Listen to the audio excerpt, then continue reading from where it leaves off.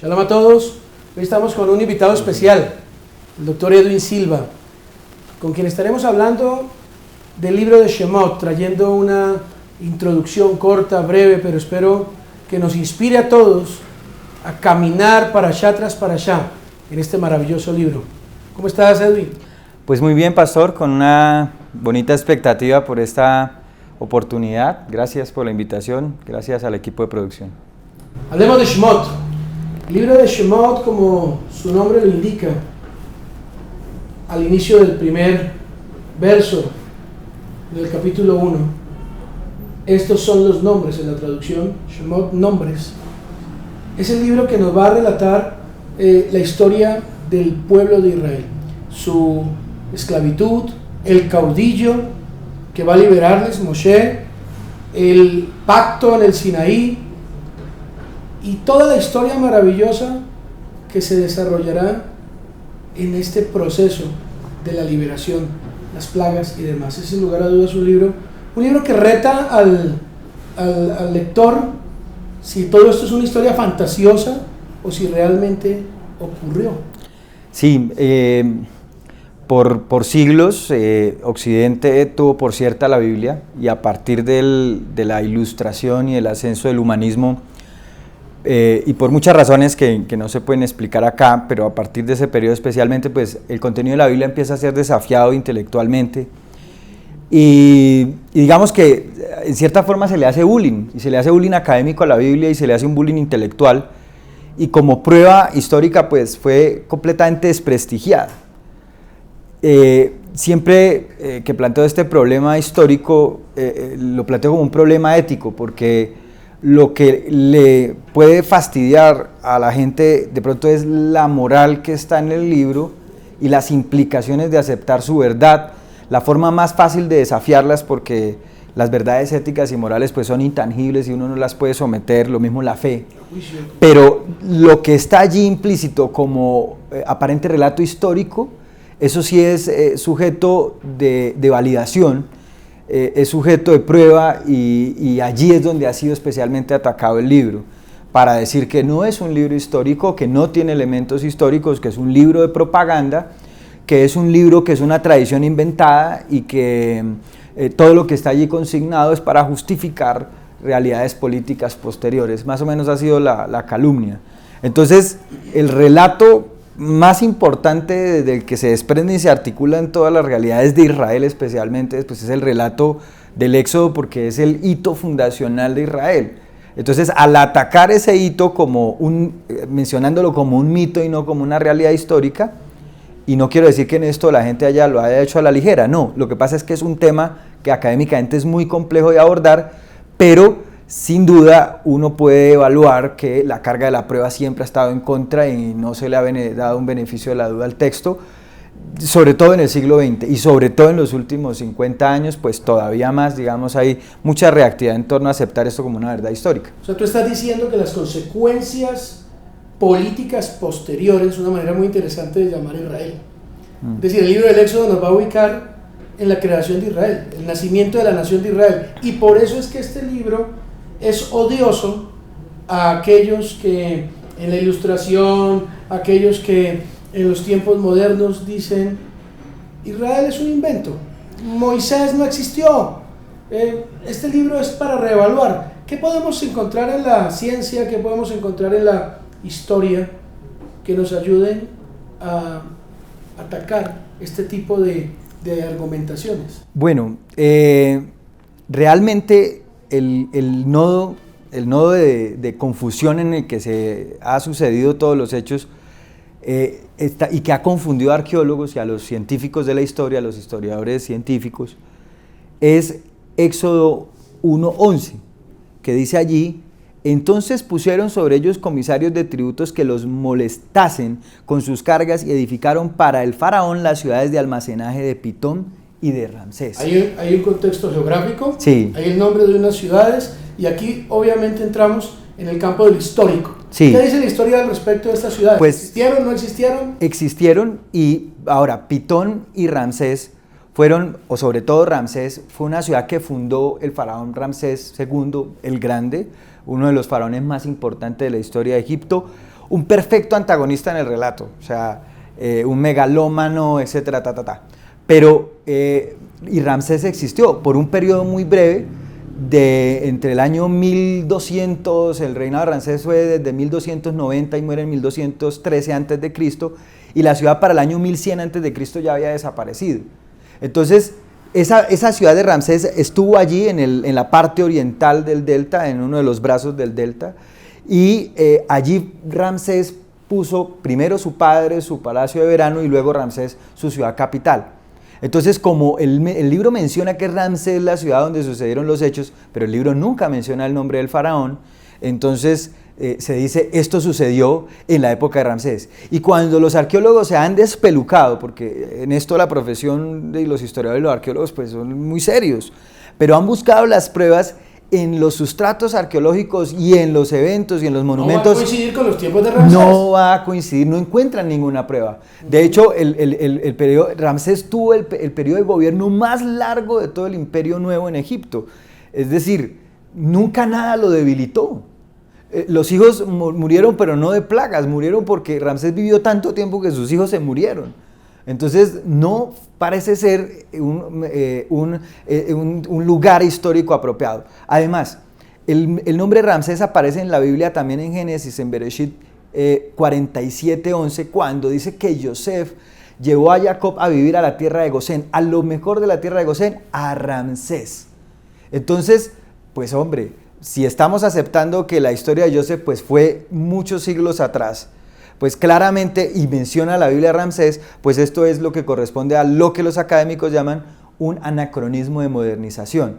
Es decir, que de cierta manera es decir, que cuando se redactó la Torá, y aquí nos metemos en otra discusión, si Moshe o no, pero cuando se redactó la Torá, desde esta perspectiva, digamos, de análisis literario, posteriormente, o se consignaron esas tradiciones, la persona que lo estaba escribiendo dijo, allí donde queda Ramsés, allí sucedieron esos hechos.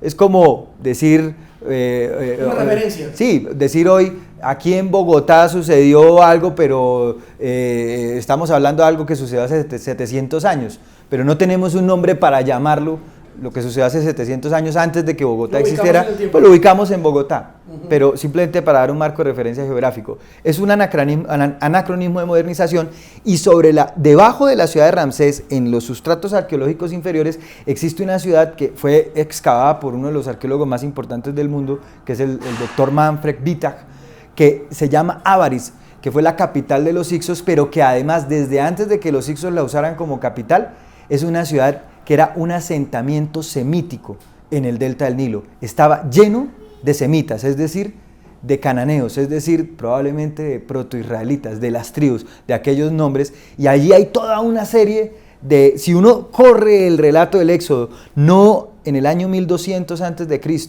en la época de Ramsés, sino lo corre probablemente unos 300 o 400 años antes, 1500 o 1600 antes de Cristo, empiezan a alinearse de una manera impresionante múltiples pruebas arqueológicas que hablan de la historicidad del Éxodo. Yo creo que el nombre del libro nos está dando muchas claves en lo que estoy escuchando de ti. Esto es increíble. Los nombres.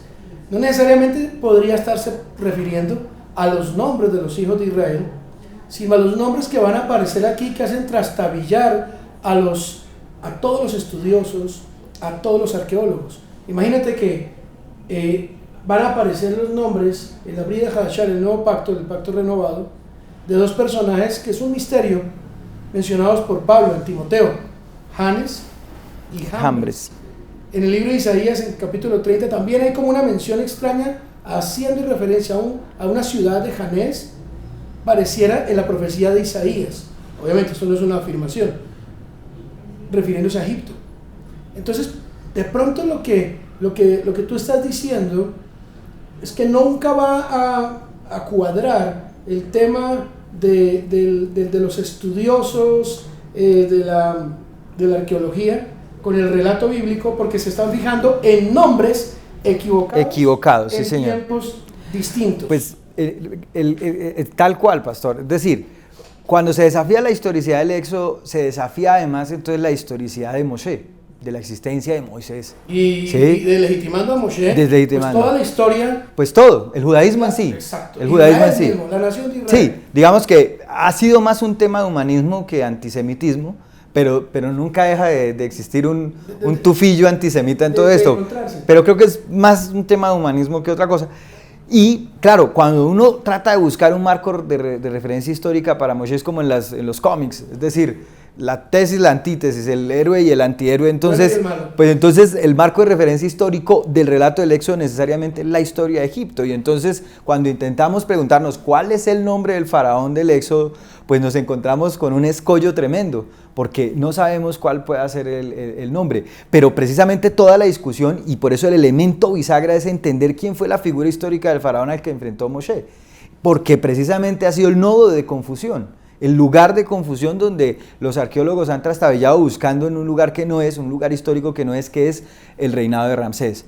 Si uno corre el relato hacia atrás, por ejemplo, encuentra cosas tan maravillosas como que Joseph pudo haber descendido en una época en el Imperio Medio, 500 años antes de Ramsés, en la época de un emperador que se llamó Sesostris III, o su hijo, que fue Amenemhat III.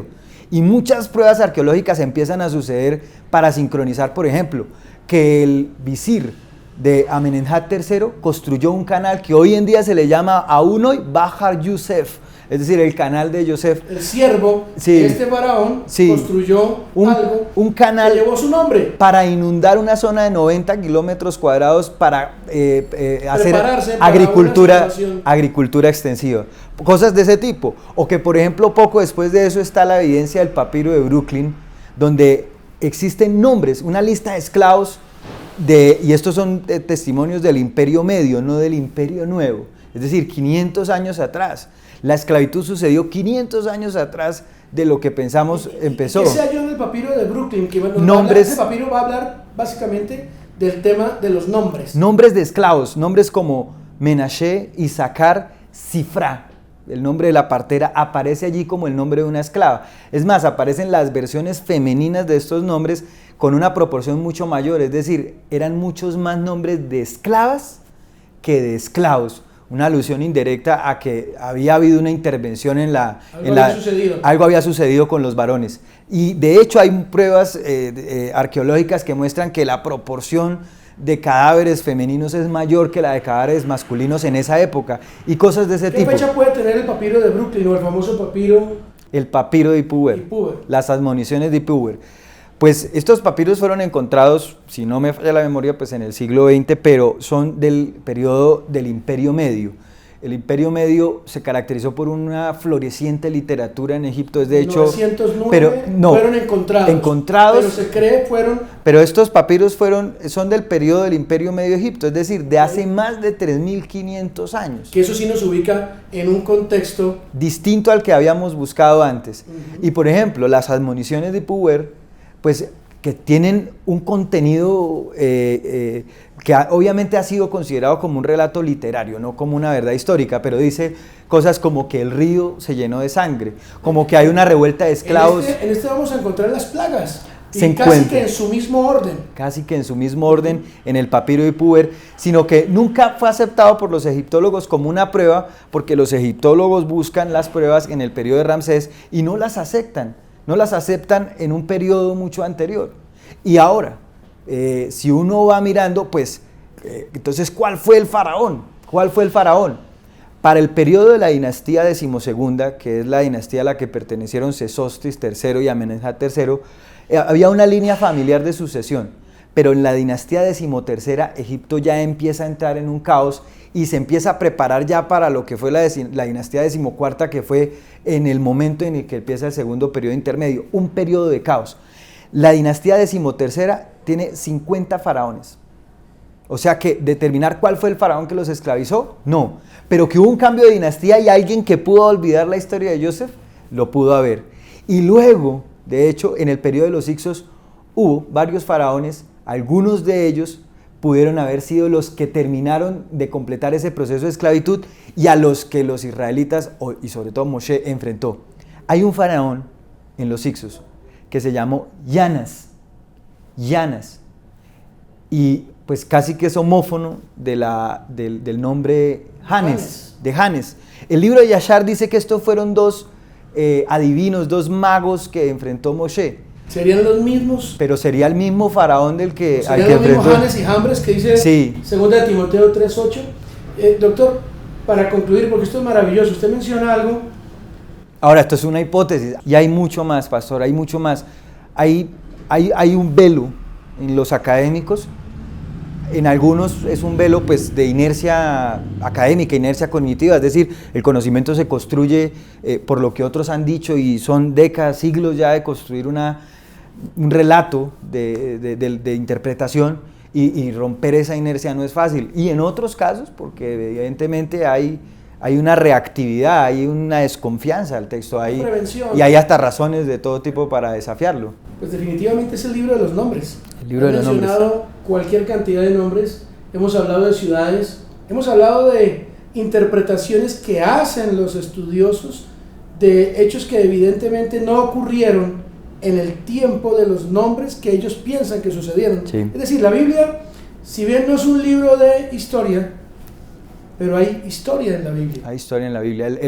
El objetivo fundamental de la Biblia no es ser una crónica histórica, aunque por momentos algunos textos lo son, pero desafiar la historicidad del texto es desmoronar la ética de su contenido, es el fundamento. Nosotros celebramos la fiesta de Pesach, de Pascua, con la convicción de que estamos allí presentes y de que estamos celebrando un hecho histórico, no un hecho simbólico. Luego, no pensar en que esto fue una verdad desmorona toda la teología, desmorona la verdad teológica de la Biblia y de hecho pone por mentirosos a los profetas, a Yeshua, al mismo Mesías y a los discípulos que basaron todas sus interpretaciones de la salvación en torno a una nueva versión, o sea, como un éxodo remasterizado, la historia de la salvación en Yeshua. Pues es un reto entrar al libro de Éxodo de Shemot, de nombres. Mira que mencionas algo de un faraón que ya no conocía la historia de José. Parece que esto va a ser muy repetitivo en las historias de nuestros héroes bíblicos. En el sueño a Joseph, el papá de Yeshua, le van a decir: vete porque el que está ahora procura matarte. Pero luego le dice: regresa porque el que procuraba matarte ya no está. Ya no está. Y ahora estamos en otro contexto. Ya no es el faraón, ahora es un emperador romano. Es otro imperio. Y en la Brida Hachá, en el Nuevo Testamento, vamos a encontrar también cualquier cantidad de argumentaciones por parte de los estudiosos, de los académicos, para legitimar el texto. Pero va a ser más difícil, porque ya hay mucha más evidencia escrita y tenemos mucho más material. Así que bueno, pues ha sido un placer hablar de Éxodo. Gracias, pastor. Contigo, querido doctor, y a todos, bienvenidos a las Parashiot del libro de Shemot. Muchas gracias. A ustedes, gracias.